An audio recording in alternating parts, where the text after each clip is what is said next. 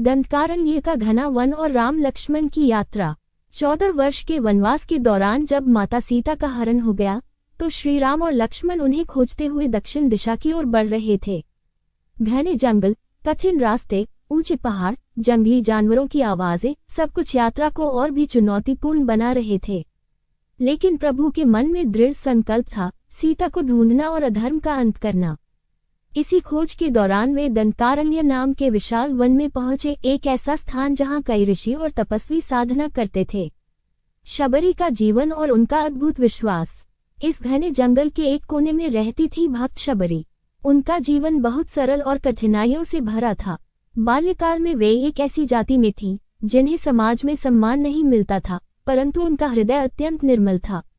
एक दिन उन्होंने देखा कि उनके गांव में विवाह के लिए कई बकरों और पशुओं की बलि दी जा रही थी। करुणा से भरे मन ने ये दृश्य सहन नहीं किया और शबरी वहां से भागकर जंगल में आश्रय ढूंढने लगी।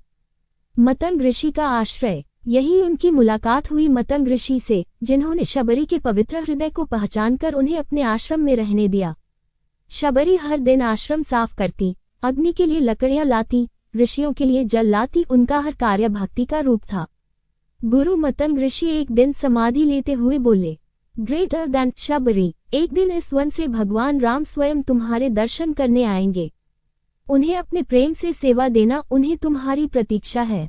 इन शब्दों ने शबरी के जीवन को बदल दिया। इसके बाद शबरी हर दिन प्रभु राम के आने की तैयारी करती, जैसे मानो आज ही वे आएंगे। शबरी की सदियों से प्रतीक्षा। शबरी बूढ़ी हो चुकी थी, पर उनकी भक्ति की लौ कभी कम नहीं हुई।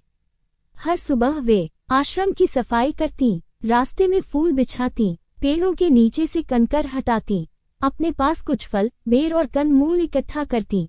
लोग उनका मजाक उड़ाते थे, कहते, ग्रेटर देन, क्या राम तुम्हारे पास आएंगे? तुम कौन हो? लेकिन शबरी मुस्कुराकर कहती, ग्रेटर देन, मैं कौन हूँ इससे क्या? बस मेरा राम मेरे हृदय में है, वे आएंगे, जरूर आएंगे। राम लक्ष्मण का उस पवित्र झोपड़ी में आगमन। एक दिन दंडकारण्य में चलते चलते राम ने लक्ष्मण से कहा कि उन्हें एक दिव्य सुगंध महसूस हो रही है। वह भक्ति की सुगंध थी। थोड़ी दूरी पर उन्हें एक छोटी सी झोपड़ी दिखाई दी। ये झोपड़ी थी शबरी का पवित्र आश्रम। जैसे ही शबरी ने राम लक्ष्मण को देखा, उनकी आंखों से आंसू बहने लगे। उन्होंने दोनों भाइयों को अपने हाथ जोड़कर आश्रम में आमंत्रित किया। बेर का प्रसाद सच्ची भक्ति का प्रतीक। शबरी के पास देने को कुछ अधिक नहीं था, पर जो था वह प्रेम से भरा हुआ था। उन्होंने बेर इकट्ठे किए थे ताकि राम को भेंट कर सकें, लेकिन शबरी का प्रेम इतना सरल और सच्चा था कि वे हर बेर को पहले चख कर देखती कि कहीं खट्टा तो नहीं। मीठा बेर ही देती, खट्टा फेंक देती। लक्ष्मण थोड़ा आश्चर्यचकित थे, लेकिन राम ने मुस्कुराते हुए कहा, ग्रेटर देन लक्ष्मण, ये बेर नहीं, माता का प्रेम है। और राम ने प्रेम से उन बेरों को ग्रहण किया। आज भी कहते हैं, राम को जितना बेर स्वादिष्ट लगा, उतना कोई व्यंजन कभी नहीं।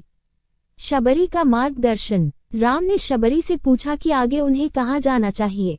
शबरी ने अपने गुरु मतंग ऋषि की वाणी दोहराई, ग्रेटर देन, हे प्रभु, आगे किष्किंधा पर्वत है, वहां आपको सुग्रीव और हनुमान मिलेंगे, वे आपके काम में सहायक होंगे। Like and subscribe. राम ने ये सुनकर शबरी को आशीर्वाद दिया। शबरी का परमधाम गमन। जब शबरी को विश्वास हो गया कि उनका जीवन का उद्देश्य राम की सेवा पूर्ण हो गया है, तो वे राम के चरणों में गिर पड़ी। राम ने उन्हें भक्ति का आशीर्वाद दिया और शबरी आनंद और मोक्ष की अवस्था में यही प्रभु के चरणों में विलीन हो गईं। Like and subscribe. कहानी का संदेश। सच्ची भक्ति जाति, रूप या आयु नहीं देखती, केवल हृदय की पवित्रता देखती है। शबरी का प्रेम ही देवत्व था और राम ने दुनिया को दिखाया कि भक्त का प्रेम सर्वोत्तम प्रसाद होता है। भक्ति में इंतजार भी पूजा बन जाता है। विश्वास, सरलता और प्रेम, यही शबरी की शिक्षा है। जय श्री राम।